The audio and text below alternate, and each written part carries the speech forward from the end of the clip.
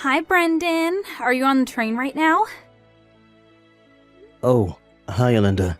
Yep, I'm on the train right now. I'll probably be there on time. I'm looking forward to today. Yep, me too. Still, though, I'm pretty nervous. I've met your mother a few times before when I visited your house, but it's my first time meeting your dad. I've told him multiple times before to meet you, but he always makes up some sort of excuse and disappears whenever you come visit. So, does he think of me as some random guy that stole his daughter? Even if that's the case right now, I'm sure he's going to have a better opinion of you once he gets to meet you. I hope so. Anyways, this time I told him that you'd be coming to receive their blessing for our marriage. I don't think he'll escape this time. I'll do my best to receive your parents' blessing. I'll tell him about how much of a good person you are as well. Thanks. I wouldn't know what to do without you. Alright, take care then. Yep, you take care as well.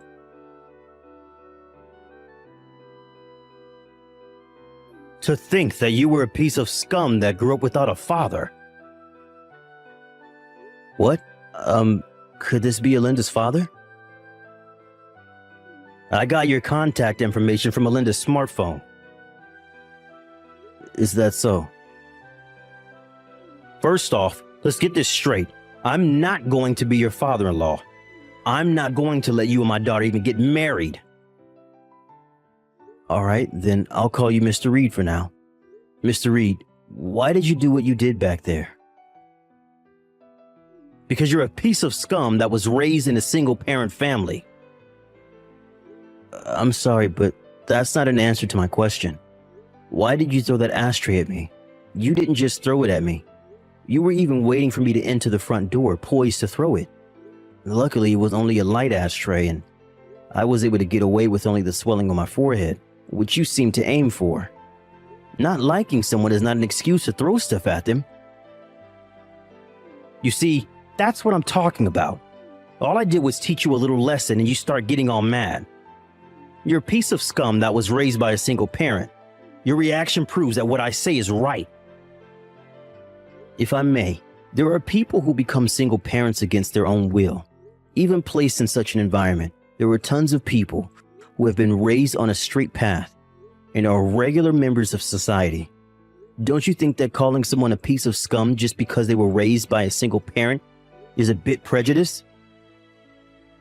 You seem to want to say that you're a good example of someone that was raised on a straight path. It's not like I'm overconfident, but ever since I lost my father to an illness when I was 5, my mother raised me all on her own and even paid for me until university. I respect my mother from the bottom of my heart for that, both as a parent and as a human. There it is, your mother complex. Huh? I can already see my daughter being bullied by your mother, and you not doing anything if she were to marry you. Don't you think your interpretation is a bit one-sided? If the child is a piece of scum, then the mother must surely also be a piece of scum. What? I'm not going to let you marry my daughter. Mr. Reed, is that why you're provoking me on purpose? Do you want me to get mad at your heartless insults and insult you in return? So that I might accidentally say something that will make me and Alinda break up? Well, sorry to say this, but the things you said about single parents and their children at least don't apply to me and my mother. So there's no way I'm going to lose my temper and say something compromising. Huh? I'll end our conversation here for today, but me wanting to marry Alinda still hasn't changed, so I hope we can come to an understanding in the future.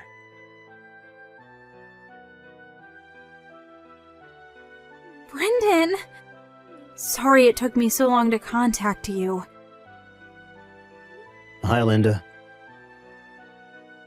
You see, my dad took my smartphone from me and I was only able to get it back now. Mom got it back for me without him knowing. Is the place where the ashtray hit you all right? Yep, it only got a bit red and it's basically nothing now. I'm glad. I'm sorry for my father. I never thought he would do such a thing. Did you hear why he's opposing our marriage? Yep, I heard. He explained it to us in grand eloquence. Me and Mom didn't know what to say after his speech. Is that so? I'm so sorry. I didn't expect him to be this opposed to us getting married. Even if he were opposed to the wedding, why would he just throw an ashtray at you without even listening to what you had to say? Linda, let's calm down a bit. If we lose our tempers here, then we'll just be doing what he wants us to do. You're right. Oh, I forgot. Mom says there's something she wants to tell the two of us. Oh, Mrs. Reed? She said she's been thinking about it for a while, but has finally decided it after seeing my dad's attitude today. I wonder what it is. She told us to set up a meeting when Dad wouldn't be around. Got it. Could you tell her that I'm free on weekday nights and on weekends? Got it, hold on. I just asked Mom, and she said the sooner the better. So come tomorrow after work. Dad works a night shift, so he won't be here. Understood. I'll contact you once I'm done with work tomorrow. I'm so sorry about today. Hey, don't apologize. It's not your fault. Well then, see you tomorrow. Yep, see you tomorrow.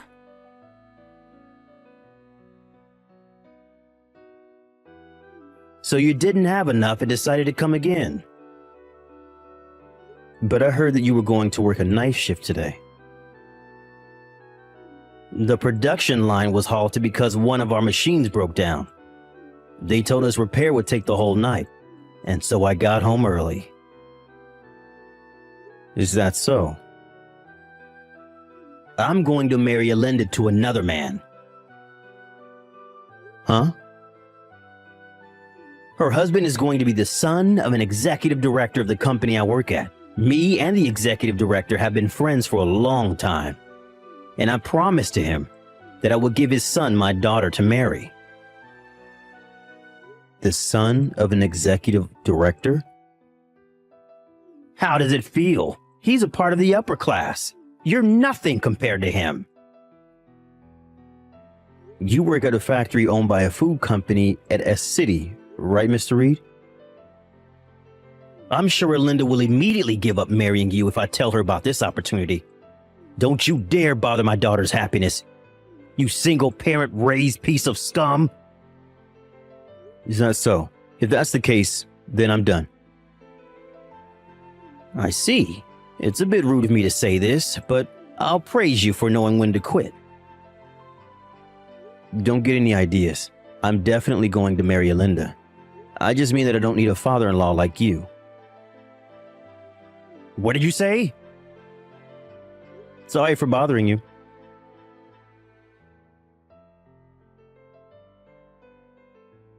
Linda, are you alright? Brendan, my dad. I'm so sorry again. To think that he would have come home early. Apparently something happened at his company, so we couldn't have known. More importantly though, are you alright?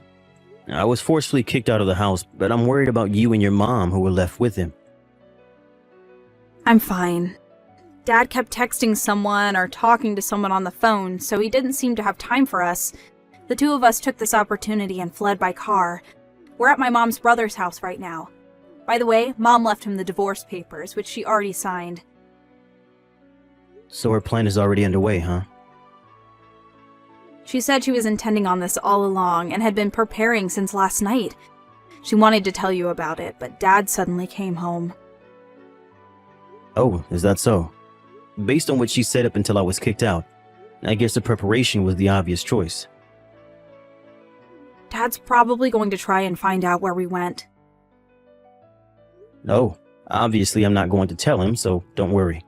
More importantly, it seems that your father has an arranged marriage set up for you. Huh?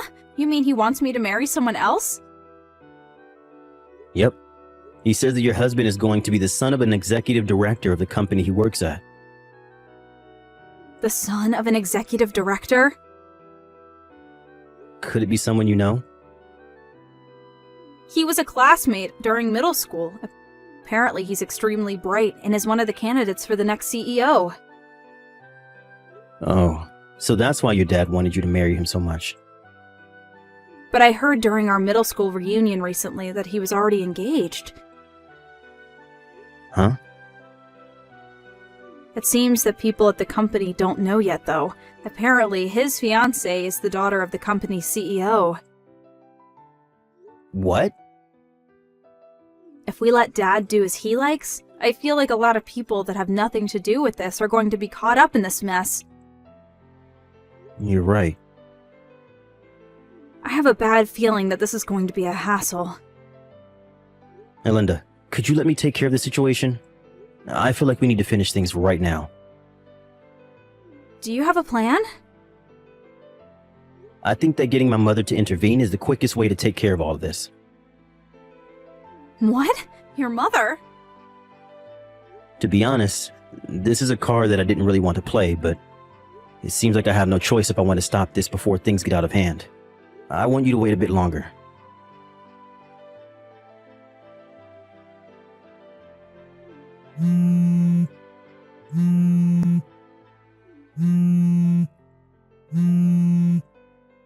Hey, Brendan, what's the meaning of this? Why didn't you tell me sooner? Your mother was the largest owner of our company's stocks? I intended to tell you about it when I came to your house to ask you for your blessing, but you never let me in. But instead threw an ashtray right as I stepped into the front door and shoved me out. I was wondering what to do about all of this when you told me about the arranged marriage you had for Linda with the son of an executive director. To be honest, I couldn't help but be bewildered at your sudden news concerning Brenda's arranged marriage. Me and the executive director were classmates during elementary school and middle school. Not only that, but Linda and his son were also classmates during middle school. This couldn't have been a better bond. But I heard that the son of this executive director is already engaged. Huh? Who's he engaged to? I got permission from the two of them, so I'll tell you. It seems that his fiance is the daughter of your company's CEO. Even if there hasn't been any official announcement in the company yet, I think that treating the executive director's son as if he was engaged to Linda without even asking him in his opinion is a bit problematic. This was around the time when me and Linda got a bit worried that a bunch of people who were unrelated to our marriage might get caught up in the mess that you were about to cause. Which is why I decided that I needed my mother, the company's largest stockholder, to intervene and have her tell the company about the situation. I had no idea this was happening. That's not the end of it. It seems that you were telling some of your colleagues that my daughter might get married to the son of an executive director. This eventually made its way to the ears of the CEO and of the executive director himself. Apparently, if my mother hadn't told them about the situation, this might have caused a huge commotion in the company. After all, the son of this executive director was already engaged, and to the CEO's daughter nonetheless. You're exaggerating, right? What are you talking about? Depending on how you look at it, one could say that what you did was disrupting the marriage of the next CEO and the daughter of the current CEO. So that's why I was told not to come to work anymore today. I don't know what the company is going to do with you, but it seems that you turned in the divorce papers your wife gave you to the city hall the day she gave them to you. Oh, well, that's... Linda says that she's going to cut ties with you as well. Hold on, wait! Please make sure not to get the two of them, who are now strangers to you, involved in whatever happens to you. Hold on, wait! This is not what I was intending. The divorce papers as well. I let my anger get a hold of me, which is the only reason I turned him in. I wasn't actually serious. If my wife apologizes, I'm willing to get married with her again. That sounds like a long story, am I right? Well, yes. It's an important one after all. But I'm not just a stranger to you. And I don't need to listen to what you say. Huh? And frankly, talking to you any longer is just a waste of time. So, goodbye. Wait!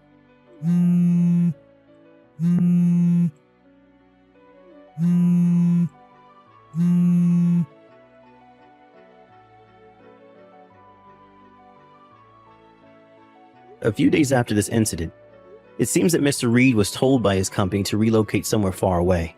It seems that the people at the company have the silent understanding that that's where people go as a sort of exile. But Mr. Reed knew that he was being saved by the skin of his neck. And so, without a choice, he accepted. The next week, he set off for this remote island. Apparently, he now receives a much lower salary and is barely able to get by living on his own. Speaking of which, as he had never done any household chores in his life, he was having trouble living on his own. And so his diet was now heavily imbalanced. His room is full of garbage he's too lazy to take out. And his clothes are dirty since he didn't wash them. And his personality hasn't seemed to change a bit though. And he has no clue that the days until he's fired are numbered.